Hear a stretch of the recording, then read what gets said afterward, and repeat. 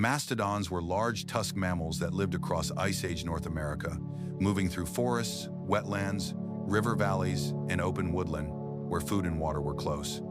They are often compared with mammoths, but mastodons were built for a different life, with stockier bodies, lower shoulders, and teeth shaped for crushing leaves, twigs, bark, and branches.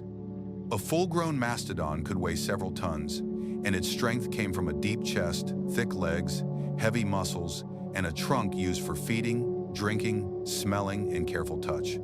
The trunk was not just a nose, it was a flexible tool that could pull down branches, sort through plants, lift water, check the ground, and stay in contact with other mastodons. Its tusks curved forward from the upper jaw and help with display, defense, digging, stripping bark, moving vegetation, and showing age and strength to other animals nearby. Mastodons likely spent much of the day feeding, because a body that large needed a steady supply of plant material from shrubs, low trees, marsh edges, and forest openings.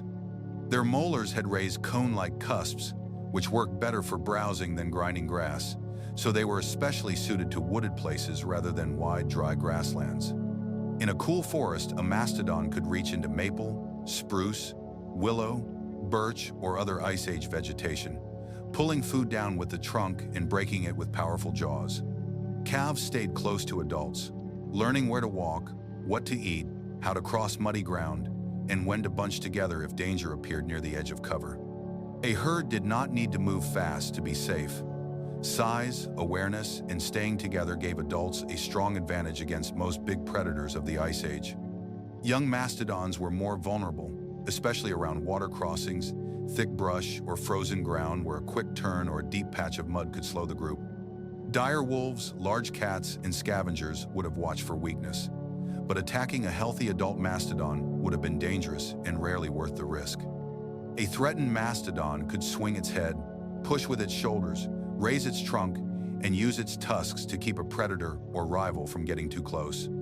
Males may have competed with each other during breeding seasons, using size, posture, tusk pressure, and short clashes that could leave chips, cracks, or injuries.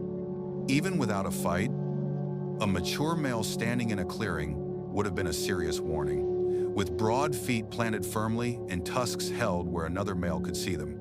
Mastodons also depended on water, visiting ponds, slow rivers, marshes, and muddy mineral-rich places where footprints, broken branches, and deep tracks could remain behind. Wet ground could be useful for drinking and cooling, but it could also become dangerous if an animal stepped into mud that held the feet and trapped its weight. Some mastodon remains have been found in places that were once bogs, ponds, or wet basins, showing how easily large animals could be preserved after becoming stuck or dying nearby. Seasons mattered because cold months changed the available food, forcing mastodons to search for woody plants, bark, stored fat, sheltered valleys, and unfrozen water. During warmer months, forest edges and wetlands offered more leaves and soft growth, and a herd could spread out while still keeping calves within sight and sound.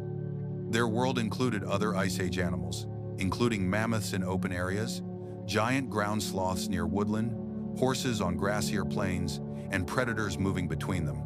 Mastodons were not monsters or oversized elephants. They were real animals with routines, social pressure, injuries, hunger, caution, and rest. A resting mastodon might stand near trees, with one hind leg relaxed, ears still, trunk lowered, and herd members close enough to notice trouble. Their large bodies changed the land around them, bending saplings, opening paths through brush, spreading seeds, disturbing soil, and leaving signs.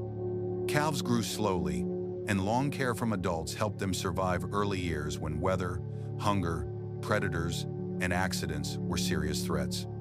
Over time, climate shifts changed forests and wetlands, while human hunting and pressure may also have affected mastodon populations in different places. The end of the mastodon was not one simple event everywhere, but a mix of changing habitat, changing food, local pressure, and the challenges faced by slow-breeding large animals. What remains today are bones, tusks, teeth, tracks, and rare preserved finds that help researchers rebuild where mastodons lived and used the land. A single tooth can reveal a lot, because the shape, wear, and chemistry can point to diet, age, movement, and the kind of environment the animal used. The mastodon's story reminds us that Ice Age life was not only about predators and battles, it was also about feeding, traveling, raising young, and surviving one season at a time.